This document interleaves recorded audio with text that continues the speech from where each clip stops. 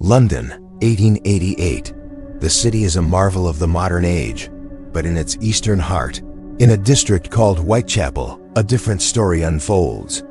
Gas lamps struggle to pierce the thick, coal smoke fog that clings to narrow cobblestone streets. Here, poverty is a constant companion, and every shadow seems to hold a secret. In the late summer of that year, this grim reality would curdle into a nightmare, as a terror unlike any before began to stalk the night. It started in August. Mary Ann Nichols, a woman down on her luck, was found dead. Her throat had been slit twice, and her body bore other, more disturbing injuries. The community was shocked, but this was just the beginning. A few weeks later, Annie Chapman was discovered. The brutality had escalated. The killer was becoming bolder, more precise, and more horrifying in his methods. A wave of fear, cold and suffocating as the London fog, began to sweep through Whitechapel. The police were baffled, and the public was terrified. An unseen phantom was hunting the city's most vulnerable. Soon, the killer would give himself a name. A letter, written in red ink and addressed to the Central News Agency, began with the chilling words, "Dear Boss." It mocked the police and boasted of the murders. The author signed it, Jack the Ripper. The name stuck, instantly becoming a symbol of pure terror. The press, hungry for a sensational story, plastered the name across every front page, fueling a citywide panic.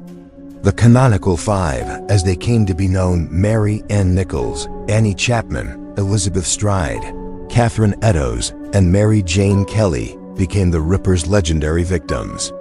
Each murder was more savage than the last. With Elizabeth Stride and Catherine Eddowes, he struck twice in one night, an event dubbed the Double Event, showcasing his chilling audacity. The final victim, Mary Jane Kelly, suffered the most horrific fate of all, murdered within the supposed safety of her own room.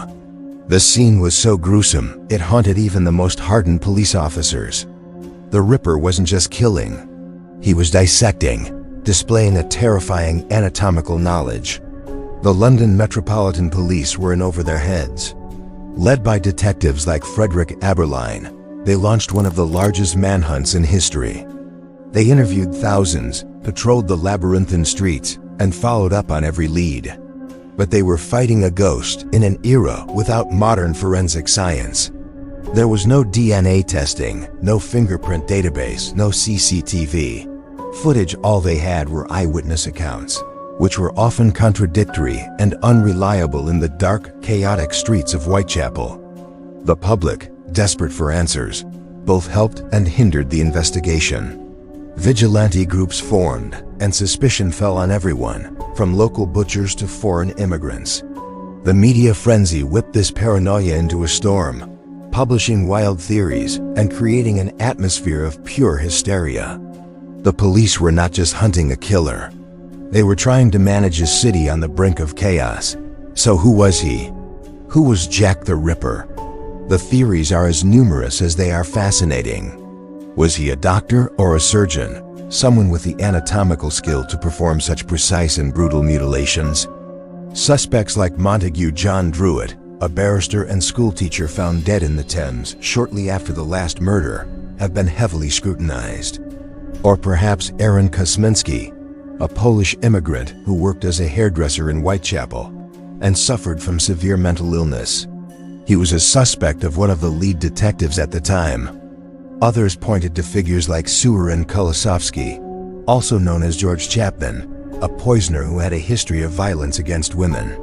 Some even whispered of a royal conspiracy or a mad artist. But for every suspect, there's a crucial lack of definitive proof. The evidence is circumstantial, the trails are cold, and the truth remains buried under more than a century of speculation and mystery. Then, as suddenly as it began, it stopped. After the horrific murder of Mary Jane Kelly in November 1888, the Ripper killings ceased. Jack the Ripper simply vanished into the fog from whence he came. Did he die? Was he imprisoned for another crime? Or did he simply choose to stop? We will likely never know. He was never caught, never identified, never brought to justice. And that is perhaps the most frightening part of his legacy. Jack the Ripper became more than just a man. He became a ghost story whispered in the dark. He exposed the dark underbelly of a celebrated Victorian society and highlighted the limitations of law enforcement at the time. The case essentially gave birth to modern criminal profiling and pushed forensic science forward. Today, the mystery of Jack the Ripper continues to fascinate us, a chilling reminder that some questions may never be answered, and that the identity of history's most infamous serial killer remains lost to time. If you're captivated by unsolved mysteries like this one, be sure to subscribe and hit that notification bell so you don't miss our next deep dive into history's darkest secrets.